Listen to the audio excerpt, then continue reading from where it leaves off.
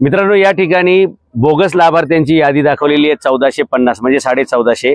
Actually इथे जे जाधव कुटुंबीय राहतात ना, त्यांची सर्वांची मिळून लोकसंख्या सुद्धा 100च्या पुढे जात नाही, 150च्या पुढे जात नाही. हा, सांगतो सर, मी अधिकाऱ्यांना जाहीर आवाहन करतो की त्यांनी इथं यावं वस्तीत. आणि जी काही 1400-500 लाभार्थी दाखवले त्यांनी 1450 लोक, तर त्यांनी आम्हाला वस्तीत येऊन दाखवावं की 1400 लोक कुठं राहतात ते.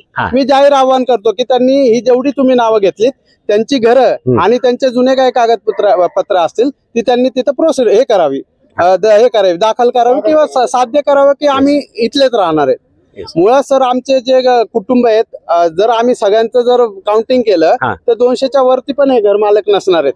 पण यांनी 1400 लोक ही कुठून आणले, आता तो एक मोठा मुद्दा आहे. तर त्याची पण चौकशी झाली पाहिजे की ही बोगस यादी बनवली कुणी, कशाच्या आधारे बनवली, त्यांनी काय कागदपत्रांचे क्रॉस व्हेरीफाय केलं, हे सगळं सर आपल्याला त्या खोलवर जाऊन सगळं चेक करावं लागेल. हे सगळे 1450 लोक एका दिवशी एका वेळी एका ठिकाणी उभे करून दाखवताल का? म्हणजे आम्हाला, म्हणजे जे लोक इथले स्थानिक आहेत ते त्यातलं व्हेरिफिकेशन करतील. मित्रांनो, त्यांचे खोटे डॉक्युमेंट बनवले असतील ना सर त्यांनी, ते उघड होईल ना. खोटे कागदपत्र बनवून कायद्याने गुन्हा आहे. कागदपत्राच्या आधारे त्यांनी लाभार्थी बनवलं ना त्यांना. मग ते खोटे कागदपत्र बनवून हा गुन्हा आहे ना, ते प्रकरण पुढे येईल. 420 बरेच 420. हो. तर मित्रांनो, 1450 लाभार्थी, बोगस लाभार्थी दाखवून जवळपास 600 कोटी रुपयाचा घोटाळा या ठिकाणी महानगरपालिकेच्या आणि पीएमआरडीच्या अधिकाऱ्यांनी संगनमताने केलेला आहे.